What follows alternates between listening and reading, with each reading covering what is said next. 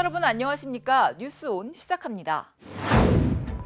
동대문구가 5월 한 달 동안 동대문구 정원축제를 개최합니다.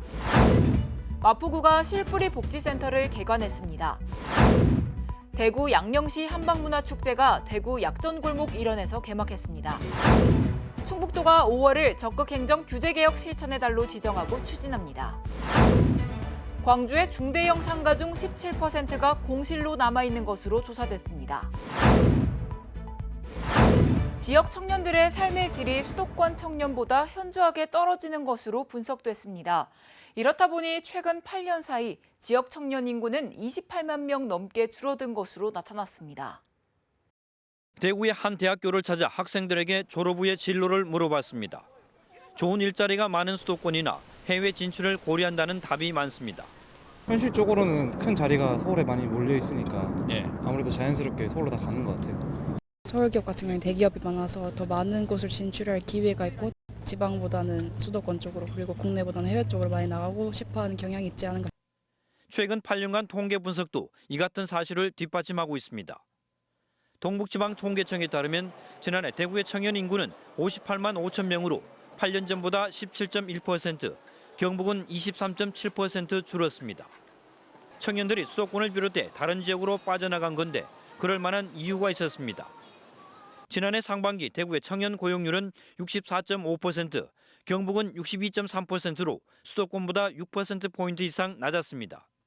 한 달 300만 원 넘게 받는 대구의 청년 취업자 비율은 수도권보다 무려 13.1%포인트 낮았고 상용 근로자 비중도 수도권에 못 미쳤습니다. 대구 청년 취업자들은 보건과 사회복지, 교육 서비스 비중이 높게 나타나 신산업 분야 종사자가 많은 수도권과 대조를 보였습니다. 이 때문에 일자리와 소득, 소비생활 만족도가 수도권보다 모두 낮았고 문화예술과 스포츠 분야 등 여가 생활도 수도권 청년과 차이가 컸습니다. 가장 큰 차이점을 보면 수도권 청년이 대구 경북에 비해 고용률과 임금 수준이 크게 높았습니다. 또한 문화예술 활동 경험도 수도권이 더 높았습니다. 이를 볼 때 청년의 수도권 순유출을 막기 위해서는 지역에서 양질의 일자리를 늘려나가야 한다고 봅니다. 다만 수도권에 비해 부동산 가격이 상대적으로 낮아 2022년 기준 대구 청년의 아파트 거주와 자가 비율은 수도권 청년보다 높게 나타났습니다. 지역 청년 인구 유출이 인구 감소와 고령화로 이어지는 악순환을 막기 위해서는 좋은 일자리와 문화 생태계 구축이 시급하다는 지적입니다. 수도권 소식입니다. 동대문구는 꽃이 정원이 되다를 주제로 5월 한 달 동안 동대문구 정원축제를 개최합니다. 동대문구 정원축제는 5월 한 달간 구를 대표하는 4개소의 정원에서 휴식과 여유를 즐길 기회를 제공하기 위해 준비됐습니다. 이번 축제에서는 구의 주요 정원인 지식의 꽃밭과 청량리역 매력정원, 청량꿈숲, 중랑천 장미원을 소개하고 정원을 즐길 수 있는 다양한 행사가 마련됩니다. 청량리역 주변에 위치한 매력정원은 청량한 바람이 핀 꽃을 주제로 꽃잎 모양으로 조성됐으며 청량리역 앞 광장과 녹지에는 꽃잔디와 플록스, 알리움꽃과 털수염풀이 식재돼 시민들을 맞이합니다. 또한 신답초등학교 주변에 위치한 340m의 청량꿈숲은 기존 녹지를 다채로운 꽃과 움직이는 놀이시설, 주변 학교 학생들의 시화를 전시하는 공간으로 새롭게 조성했습니다. 더불어 유채꽃과 데이지가 만개한 전농동 지식의 꽃밭과 중랑천 장미원에서는 정원축제 기간 동안 다양한 버스킹 공연과 특별 이벤트를 진행합니다. 구는 앞으로 서울시와 함께 5분 이내 어디서나 녹색 공간을 만날 수 있는 정원도시 조성을 위해 더욱 노력하겠다는 뜻을 밝혔습니다. 마포구 공덕동에 실뿌리 복지센터가 문을 열었습니다. 실뿌리 복지센터란 실뿌리처럼 구민에게 더 가깝고 촘촘한 복지를 전달하기 위한 복합시설인데요. 노인과 어린이, 장애인 등 사회적 배려가 필요한 주민까지 모두가 복지를 누릴 수 있도록 했습니다. 지난 29일 마포구가 공덕 실뿌리 복지센터의 건립을 마치고 개관식을 열었습니다. 공덕동 크로시티 행복주택 단지 내에 조성된 센터는 누구나 문화창작소, 효도밥상 경로당, 피트니스 센터 등 주요 시설을 갖춘 지역 편의시설로 마련됩니다. 특히 피트니스 센터는 구민 누구나 자유롭게 즐길 수 있는 운동시설로 문을 열기 위해 오전 6시부터 오후 10시까지 365일 운영을 계획하고 있습니다. 이번 개관식에는 박강수 마포구청장을 비롯해 지역 주민 등 100여 명이 함께해 자리를 빛냈습니다. 이날 행사에서는 개회식을 시작으로 기념사와 내빈 축사, 개관을 축하하는 퍼포먼스가 이어졌습니다. 이어서 광역시 소식입니다. 대한민국 대표 한방문화축제인 대구 양령시 한방문화축제가 대구 약전골목 일원에서 개막했습니다. 이번 축제는 개장 366주년을 맞아 힙전골목 1658을 주제로 전통 한의학의 최신 문화 트렌드를 접목한 힙 트래디션 축제로 구성됐습니다. 약재 전시와 한방진료, 퓨전 마당놀이, 먹거리 장터와 약초 동산 등 양령시 한방문화를 경험할 수 있는 다양한 프로그램들이 5가지 테마 골목을 중심으로 진행됩니다. 대구시는 이번 축제로 한의학과 젊은 층이 좋아하는 문화를 융합한 프로그램을 대거 편성해 한의학의 이해와 대중화에 앞장설 계획입니다. 대전시가 대전시 노인복지관에서 제52회 어버이날 기념 행사를 개최했습니다. 이날 행사는 이장우 대전시장을 비롯해 박상도 대한노인회 대전광역시 연합회장 등 800여 명이 참석한 가운데 열렸습니다. 기념 행사는 국민의례를 시작으로 노인강령 낭독, 유공자 표창, 기념사 축사 순으로 진행됐습니다.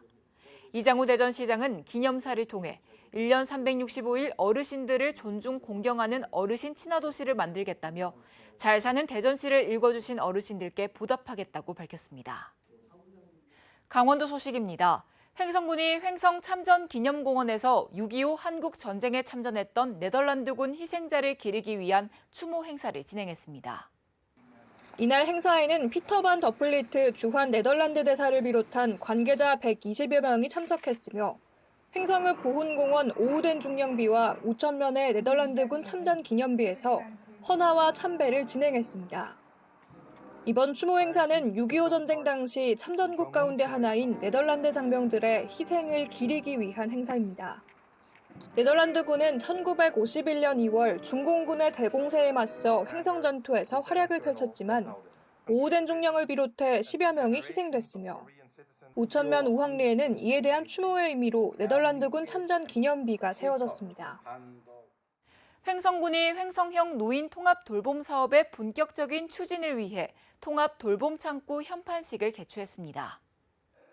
횡성형 노인 통합 돌봄은 돌봄이 필요한 어르신들이 살던 곳에서 건강한 노후를 보낼 수 있도록 지원하는 사업으로 노인 장기 요양, 노인 맞춤 돌봄, 방문 건강관리 등 공적 돌봄 서비스를 우선 연계하고 군 실정에 맞는 주거, 보건, 의료 지원 등의 돌봄 서비스를 통합적으로 지원하는 사업입니다. 이날 현판식에서는 횡성군과 강원특별자치도 사회서비스원, 돌봄 매니저 등이 참석했으며 횡성돌봄 우리 함께 해봄이라는 구호 아래 사업 추진을 위해 역할을 분담하고 상호 협력할 것을 약속했습니다. 횡성군은 읍면 행정복지센터 내 통합돌봄 창구를 개설해 돌봄이 필요한 65세 이상 어르신 또는 치매, 정신장애, 정신질환자 등의 고위험군을 대상으로 편리하게 사업을 신청할 수 있도록 상시 접수를 진행할 예정입니다. 이어서 충청도 소식입니다. 충북도가 적극 행정에 대한 공직 문화를 개선하고 레이크파크 르네상스 조기 실현의 토대를 마련하고자 5월을 적극 행정 규제개혁 실천의 달로 지정하고 추진합니다. 김영환 도지사와 공무원 150여 명이 참석한 가운데 충청북도 적극행정 규제개혁 실천 결의대회를 가졌습니다.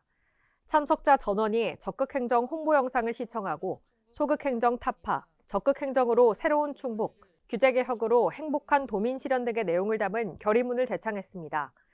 적극행정 규제개혁 실천의 달은 5월 한 달간 집중 운영되며 다양한 프로그램을 진행해 적극행정 문화 확산과 성과 공유를 통해 제도를 활성화하는 것이 목표입니다. 충북도가 의사 집단 행동 대응을 위해 마련한 비상진료 대책을 정비하고 상황 악화에 대비한 단계별 대응 계획을 마련합니다. 우선 비상진료체계를 가동 중인 의료원은 유사시 긴급히 100병상 이상 확장 가능한 공간을 마련하고 상황 악화에 대비하고 있으며 이미 양 의료원에 의료진을 보강한 바 있습니다. 또한 충북대병원이 유일한 상급 종합병원임을 감안해 산부인과 등 필수 의료 진료 지원에 나섰습니다. 더불어 충북에서만 실시하는 스마트 응급 의료 서비스 참여 기간을 확대하고 보다 원활한 이송체계 구축을 위해 노력할 예정입니다. 또한 동네 병의원 집단 휴진 상황 시 진료 불편을 최소화하기 위한 준비를 마치고 집단 휴진 정도에 따라 상황 악화 대비 단계별 비상진료 대책을 구체적으로 마련하고 있습니다. 보령시가 고대도에서 칼 귀칠라프 마을 개관식을 갖고 본격적인 고대도 해양문화체험관 운영을 시작했습니다. 5천면 고대도에서 칼 귀칠라프 마을 개관식을 진행했습니다.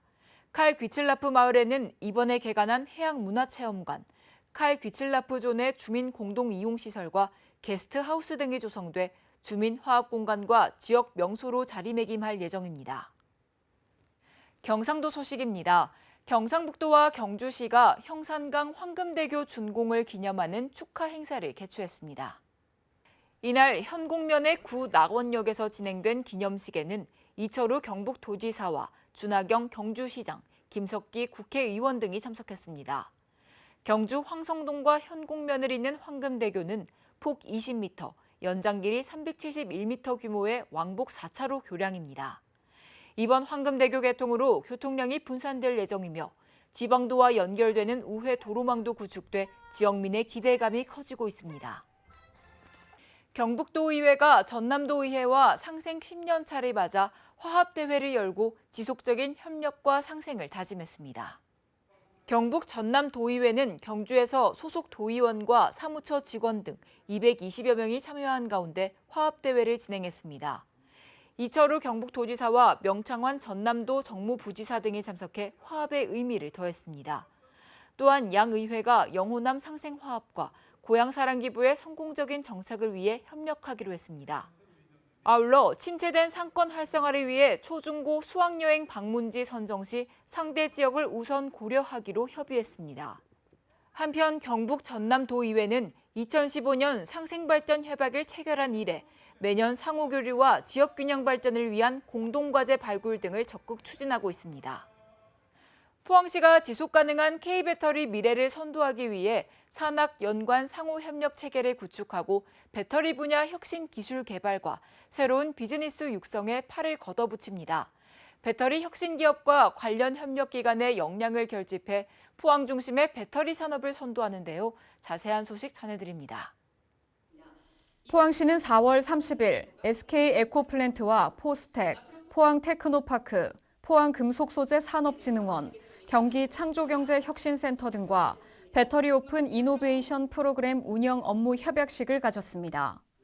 이번 협약은 배터리 리사이클링 기술 고도화와 함께 스타트업 및 중소기업 발굴, 인큐베이팅 지원 등 배터리 개방형 기술 혁신 프로그램 활성화에 대한 각 기관 간 협력 체계를 구축, 강화하기 위해 마련됐습니다.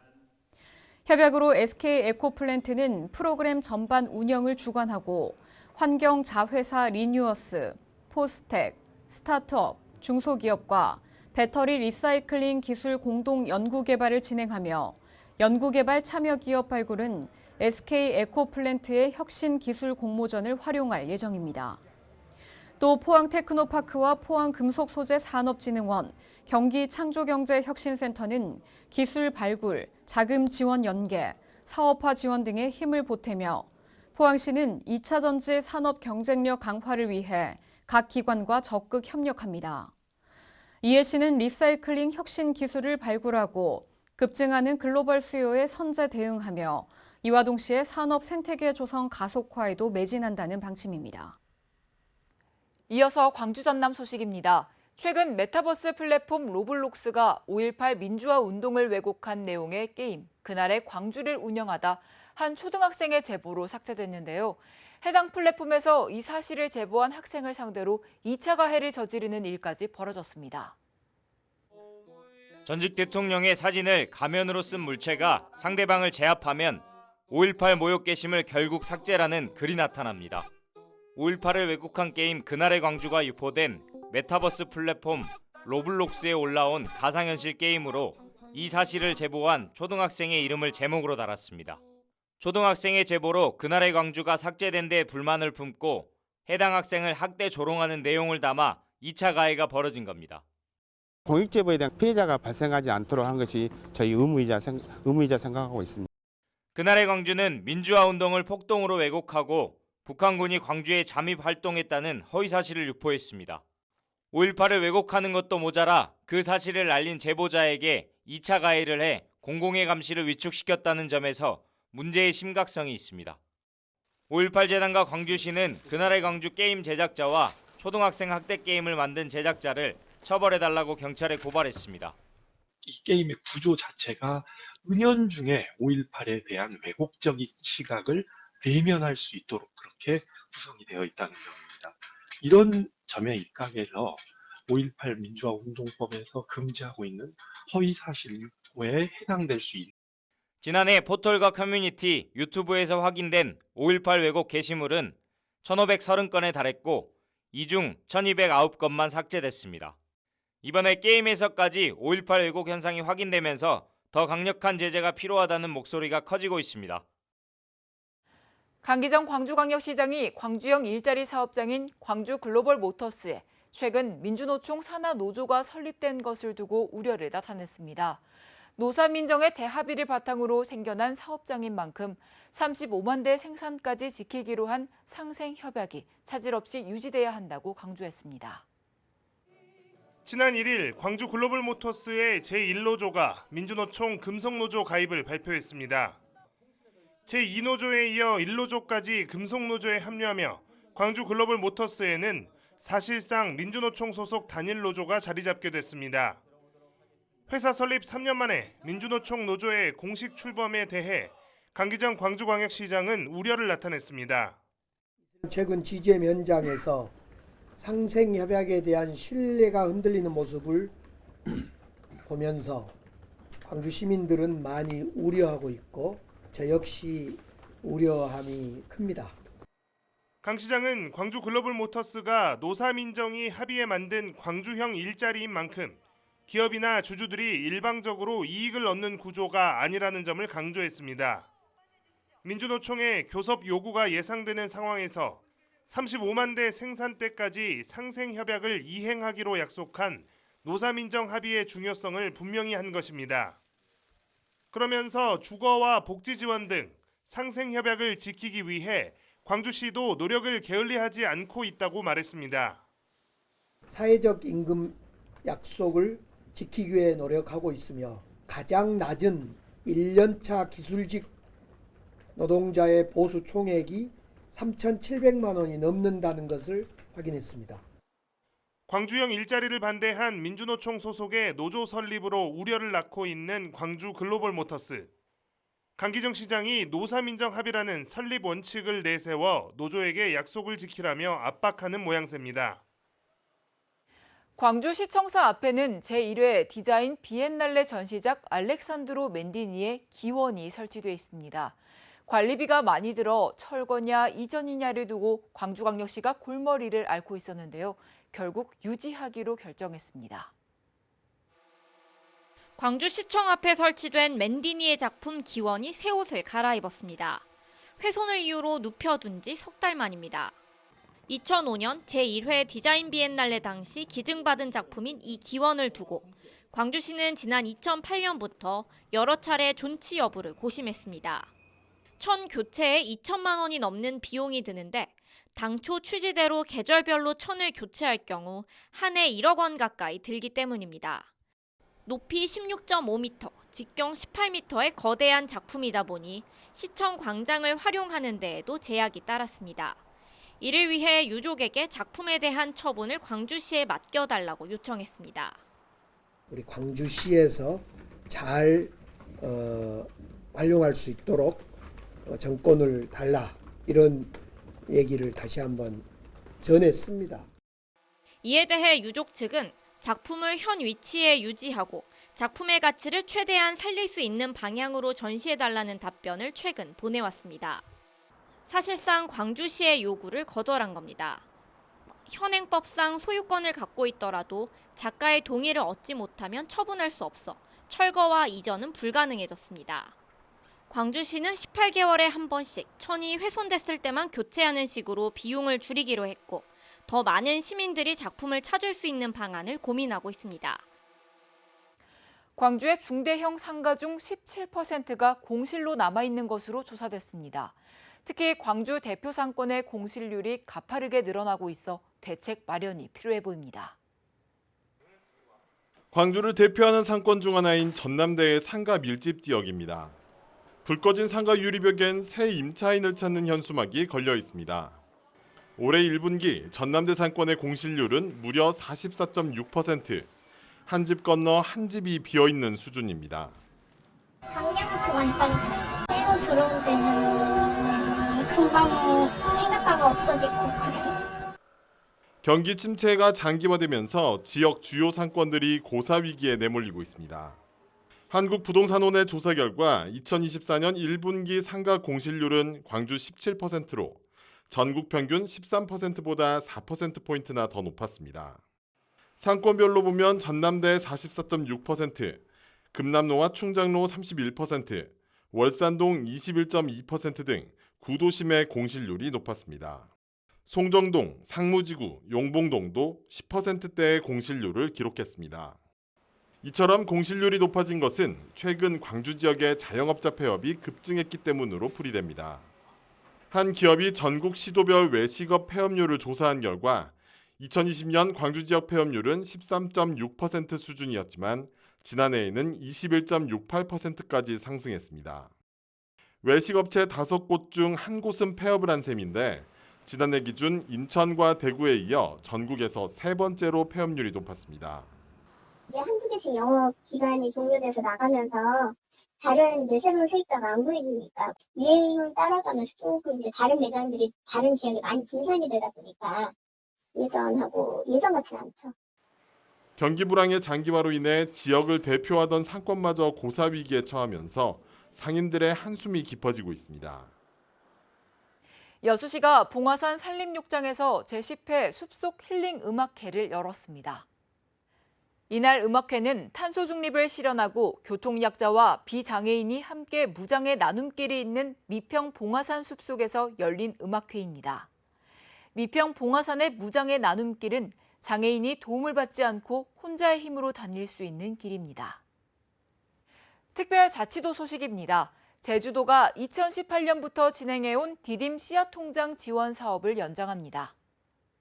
디딤 씨앗 통장은 취약계층 아동이 사회에 진출할 때 필요한 초기 자금 마련을 돕기 위해 가입 아동이 매월 5만 원 이내의 금액을 저축하면 국가가 저축액의 2배를 지원해주는 아동 자산 형성 지원 사업입니다. 올해부터 가입 대상이 확대돼 18세 미만 중위소득 50% 이하 가구 아동 청소년은 누구나 가입할 수 있으며 디딤 씨앗 통장 저축액은 가입자가 만 18세가 되면 학자금, 주거비, 의료비, 창업자금 등으로 사용할 수 있습니다. 한편 네오플은 지난 2018년부터 제주 내 디딤 씨앗 통장 지원 대상 아동의 본인 부담금을 후원해왔으며 이번 3자 협약에 따라 오는 2027년까지 후원을 이어갈 예정입니다.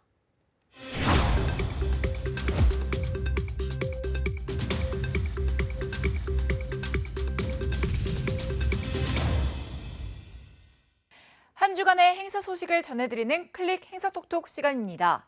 보령 문화유산 여행이 충정 수영성 일원에서 열립니다. 5월 17일부터 19일까지 충정 수영성을 중심으로 한 야간형 행사, 보령 문화유산 야행이 진행됩니다. 문화유산 야행 프로그램은 지역의 특색 있는 역사문화 자원을 활용한 문화유산 야간 관람, 체험, 공연, 전시 등 문화유산 야간 문화 향유 프로그램인데요. 가족, 친구들과 함께 충정 수영성의 야경을 느껴보시기 바랍니다. 따뜻한 봄 날씨가 이어지고 있지만 낮과 밤의 기온차가 매우 커 건강관리에 각별히 신경 써야 합니다. 환절기 질환을 예방하기 위해서는 외출 후 반드시 손을 씻는 등 철저한 개인 위생관리가 중요합니다. 또한 기관지가 건조해지면 바이러스 침투가 쉬워지기 때문에 따뜻한 물을 마시며 충분히 수분을 섭취하는 것이 좋습니다. 뉴스 마칩니다. 시청해주신 여러분 고맙습니다.